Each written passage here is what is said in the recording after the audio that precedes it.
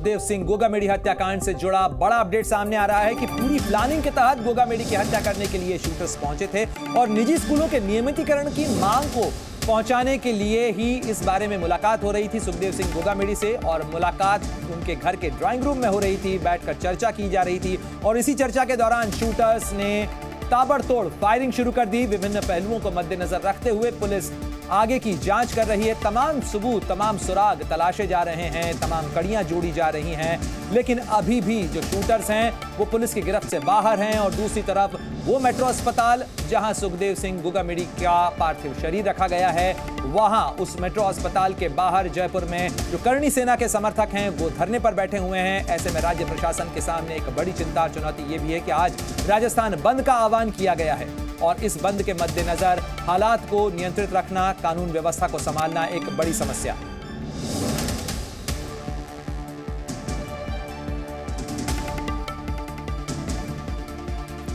और सुखदेव सिंह गोगामेडी की हत्या के बाद से राजस्थान में सियासी भूचाल आया हुआ है। इस बीच पुलिस का भी एक्शन तेज हो गया है। राजस्थान के मकराना से पुलिस ने 2 संदिग्धों को हिरासत में लिया है। हालांकि इन हिरासत में लिए गए संदिग्धों के बारे में पुलिस की तरफ से ज्यादा जानकारी साझा नहीं की गई है, लेकिन पुलिस फिलहाल जो अन्य सुराग हैं, सबूत हैं और जो आरोपी हो सकते हैं उनकी शिनाख्त और तलाश में भी जुटी हुई है। 3 तस्वीरें आपको दिखा रहे हैं। हत्याकांड पर पुलिस का एक्शन तेज हुआ है। 2 संदिग्ध हिरासत पे लिए गए हैं। साथ ही गोली मारने वाले राजेंद्र राठौर और नितिन फौजी की तस्वीर भी सामने आई है। साथ ही हत्याकांड के विरोध में विरोध प्रदर्शन भी हो रहे हैं। साथ ही अलर्ट पर राजस्थान पुलिस नजर आ रही है क्योंकि राजस्थान बंद का आह्वान किया है करणी सेना ने और अलग अलग शहरों के अंदर बंद और आगजनी की कुछ छुटपुट घटनाओं की रिपोर्ट्स भी सामने आई हैं। हत्याकांड के विरोध में मेट्रो अस्पताल जहां पर सुखदेव सिंह गोगामेडी का पार्थिव शरीर रखा गया है, उसके बाहर बड़ी संख्या में करणी सेना के समर्थक और पदाधिकारी बैठे हुए हैं।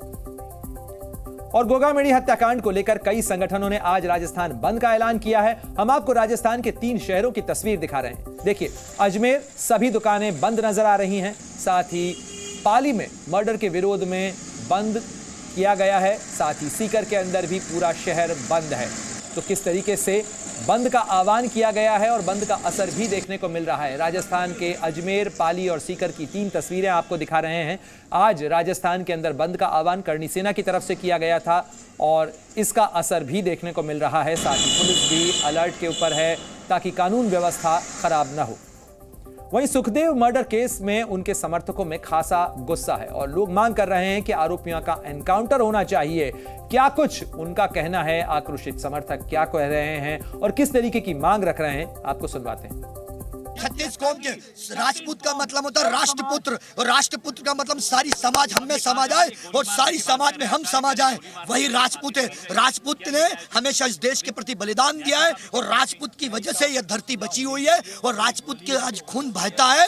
और यदि सरकार बनती है तो मैं एक ही चीज कहना चाहूंगा, ऐसी सरकार को हमें समझना चाहिए या पुरानी सरकार। यदि मैं कहता हूं, आपसे सिर्फ एक सवाल पूछता हूं, यदि सरकार और प्रशासन चाहे तो मंदिर और मस्जिद से चप्पल चोरी नहीं हो सके तो दिन दहाड़े गोलियां मार के इंसान घर से गली से कौन सी गली गायब हुआ, कौन सा मंत्री मिला हुआ है, कौन सा प्रशासन मिला हुआ है, कौन सा माफिया मिला हुआ है। मैं तो सिर्फ मीडिया के माध्यम से एक ही बात पूछना चाहता हूं, उसे पकड़ा जाए अतिशीघ्र।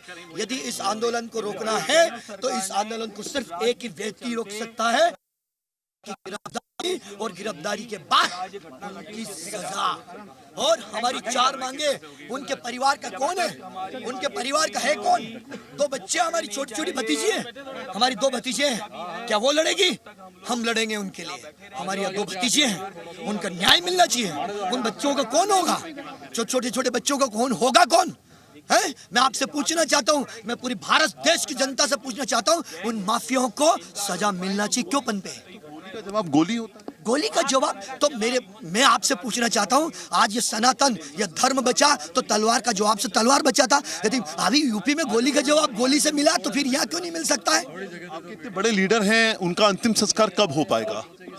अंतिम संस्कार ना कहे उन्हें, वो हमारे दिल में है और अजर यमर रहेंगे। उनका अंतिम संस्कार तब होगा जब हमें 4 मांगे, हमारी मांगे उस परिवार को सुरक्षा और सुरक्षा प्रोवाइड हो। आज आपसे मैं पूछना चाहता हूं, 1 साल पहले यही मीडिया थी, सब मीडिया के सामने हम बैठे थे और सारी मीडिया के सामने हमने कहा था कि गहलोत सरकार को कहा था उन्हें पाकिस्तान से धमकी मिली, अगर राज्यों से धमकी मिली, जब उन्हें अदर राज्यों से धमकी मिल रही थी तब हमने डिमांड की थी सुरक्षा की, हमारी महापंचायत में डिमांड की, उस टाइम में सुरक्षा क्यों नहीं दी, क्यों नहीं दी सुरक्षा? आज वो सुरक्षा दे देते तो दादा हमारे बीच में होते आज।